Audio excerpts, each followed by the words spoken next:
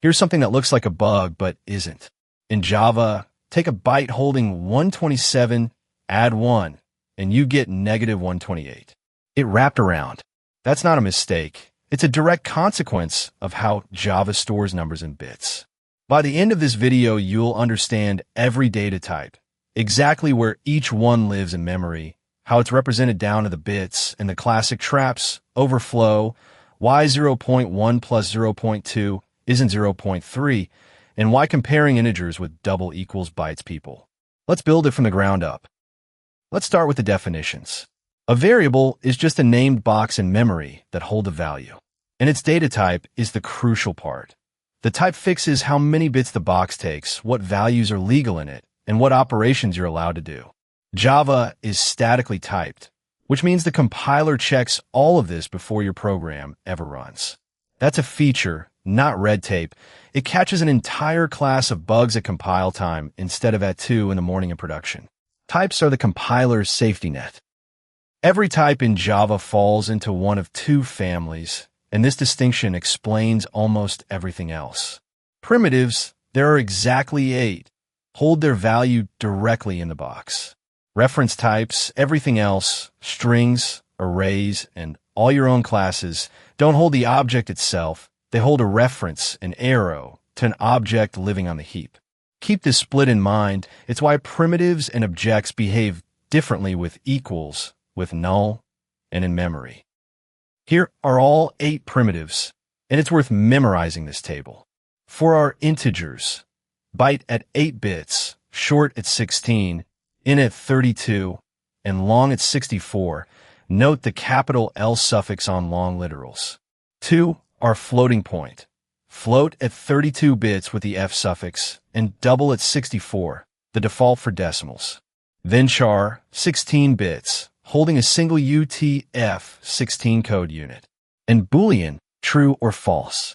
One detail interviewers love, their default values when a field isn't initialized. Numbers default to 0, char to the null character, and Boolean a false. Local variables, though, get a no default. You must initialize them or it won't compile. So why did 127 plus 1 give negative 128? Integers are stored in 2's complement, where the top bit is the sign. A byte's 127 is 0 followed by 7 ones. Add 1, and it rolls over to 1 followed by 7 zeros, which in 2's complement is negative 128. The sign bit flipped. The critical takeaway. Overflow in Java is silent. There's no error. The value just wraps. This has caused real-world outages. So when values might get large, use a wider type like long, or use math.addExact, which throws an exception on overflow instead of silently corrupting your number. Now, the floating point trap that surprises everyone. Print 0.1 plus 0.2, and Java says 0.3, 0, 0, 0, and then a 4 at the end. It's not broken. Float and double follow the IE 754 binary standard, and binary simply cannot represent 0.1 exactly, the same way decimal can't write 1/3 exactly. The rule that follows is huge. Never, ever use float or double for money. Rounding errors accumulate into real financial bugs. Use big decimal or store amounts as integer cents. Say that in an interview, and you instantly sound like someone who's shipped payment code. Contrast that with reference types. A primitive int holds the number 10 directly, but an array, a string, or any object you create with new, the variable holds an arrow pointing to that object on the heap, not the object itself. That's why an uninitialized reference is null. It points at nothing, and touching it throws a null pointer exception. It's also why 2 references can point at the same object, and why we need .equals to compare contents. Primitives are the value. References are the address of the value. Converting between types is casting, and there are 2 directions.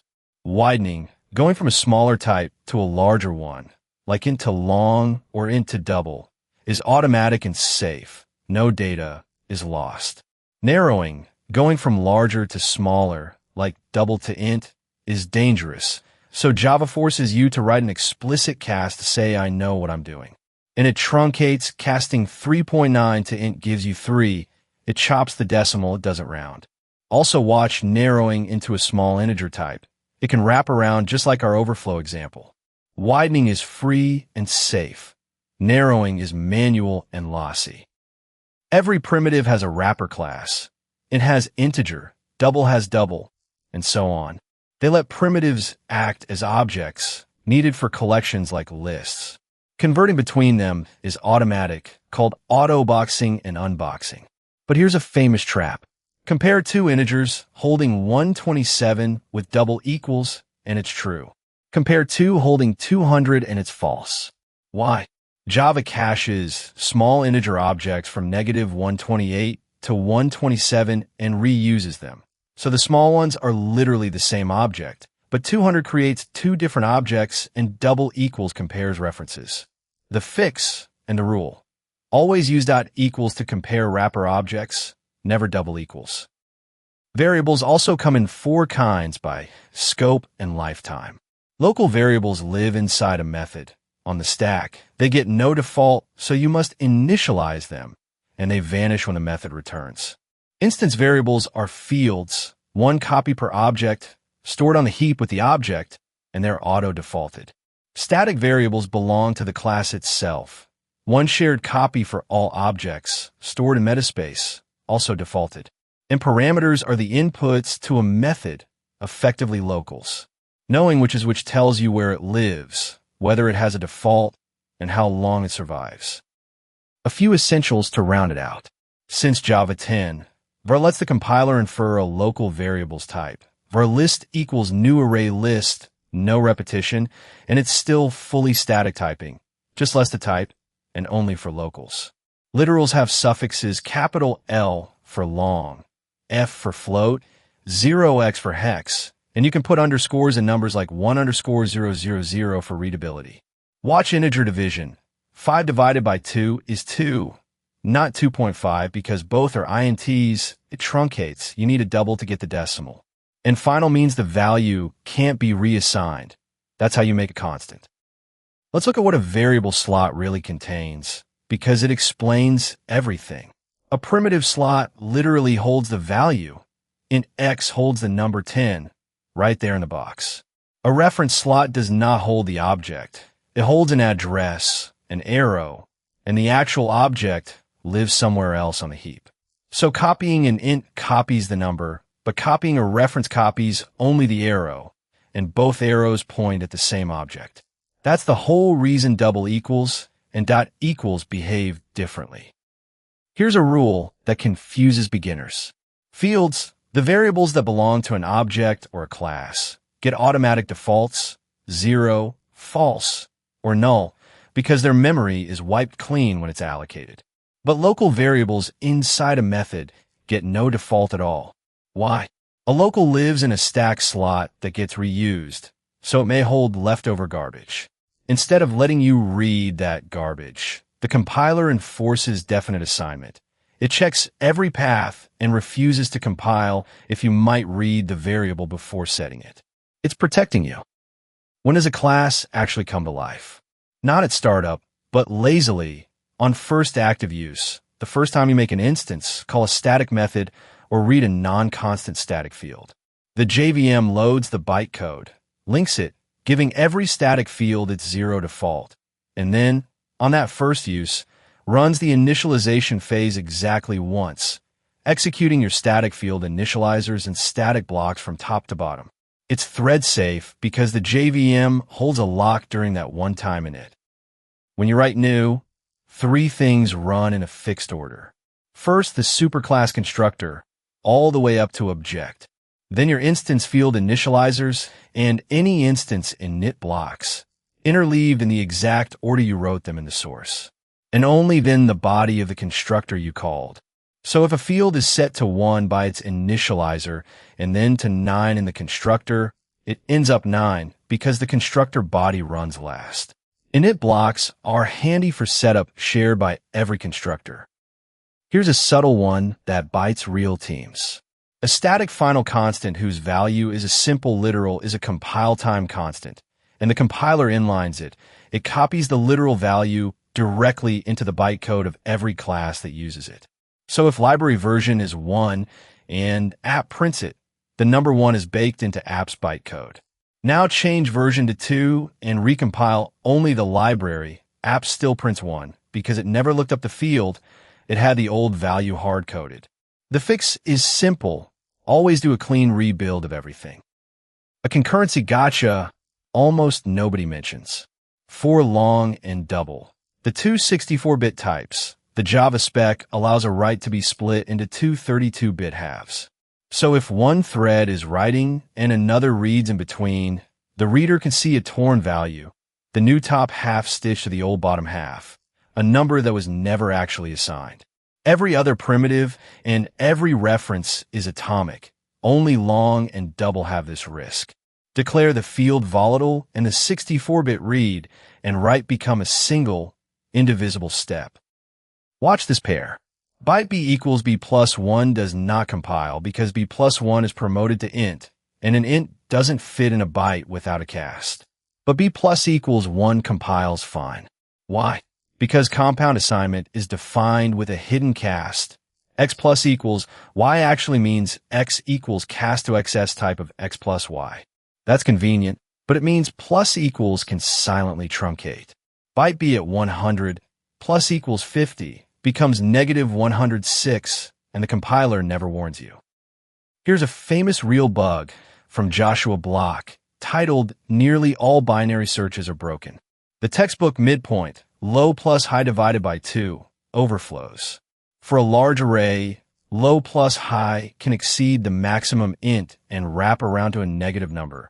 Then dividing by 2 stays negative, and you get an array index out of bounds. The fix is to compute low plus the gap, low plus high minus low over 2, which never overflows. This is why silent integer overflow matters in the real world. One more layer on the integer cache. It isn't just integer, and it isn't fixed. Byte, short, and long cache negative 128 to 127. Character caches 0 to 127. Boolean caches true and false. But float and double are never cached, so double equals on box decimals is basically always false. And the integer range is even configurable with a JVM flag, -XX auto box cache max. So never rely on double equals for wrappers. The cache boundary can literally move under you. Always use .equals. Watch the bits. 127 plus 1 carries into the sign bit, so the byte wraps to minus 128 silently. Widening, small to large, is implicit and lossless. Narrowing, large to small, needs an explicit cast and loses data. Truncation, 3.9 becomes 3, not 4. The integer cache trap, step by step. Small values are cached and shared. Equals equals works. Larger ones aren't. Equals equals fails. Compare wrappers with .equals. Interview questions on this. Rapid fire. Primitive versus reference. Primitive holds the value. Reference holds an arrow to a heap object, defaults to null. Why is 0.1 plus 0.2 is not equal to 0.3? IEEE 754 binary can't represent 0.1 exactly. Use big decimal for money. Integer 127 equals 127 versus 200 equals 200. Integer cache minus 128. 127 shares objects. Outside it, equals equals is false. Use .equals. Widening versus narrowing. Widening implicit / safe. Narrowing explicit truncates / can wrap. Default of a local variable? None. Must initialize. And what most tutorials never tell you. Why the cache exists. Autoboxing uses integer .value of, which reuses minus 128. 127 to save allocations. That's why equals equals accidentally worked for small numbers. Char is UTF-16. One char is a code unit, not a full Unicode character. Emoji take 2. Now the part candidates ask for most. what real companies actually probe on this topic, based on public interview reports, not official statements. All product and service companies reported primitive versus reference types, the 8 primitives and their sizes, auto-boxing pitfalls, and float double for money. Follow up. Why does 0.1 plus 0.2 not equal 0.3, and what do you use for currency? Amazon FinTech reported the integer cache, minus 128, 127, and the equals trap on boxed integers, big decimal for money. Here is how the same answer is graded, from weak to excellent, so you know exactly what an interviewer is listening for. Question: how do you represent money in Java, and why not double? Weak: use double. Good: use big decimal because double has rounding errors. Excellent: float double are binary IEEE 754, so decimal fractions like 0.1 can't be represented exactly. Errors accumulate and 0.1 plus 0.2 yields 0.30004. For money, use big decimal, exact decimal arithmetic, explicit rounding mode, or track integer sense. Impress: connect to the integer cache trap. Integer equals 127. B equals 127. A equals B is true, cached, but at 128 it's false, new objects, which is why you always compare box values with dot equals. And note auto-boxing in a hot loop silently allocates. Red flag: using double for currency, or equals to compare integer objects. Your cheat sheet: 8 primitives hold values. References hold arrows, heap, nullable. Integers equals 2's complement, silent overflow. Decimals equals IEEE 754, no money. Widening auto, narrowing explicit plus truncates. Wrappers, dot equals, always cache minus 128, 127, beware null unboxing. And the memory trick: BSGEL, FD, CB, byte/short/int/long, float/double, char /boolean. 8-16-32-64, 32 to 64, 16 to 1. Quick check, pause if you like. Integer equals 200, B equals 200. Is a double equals B true? No, false.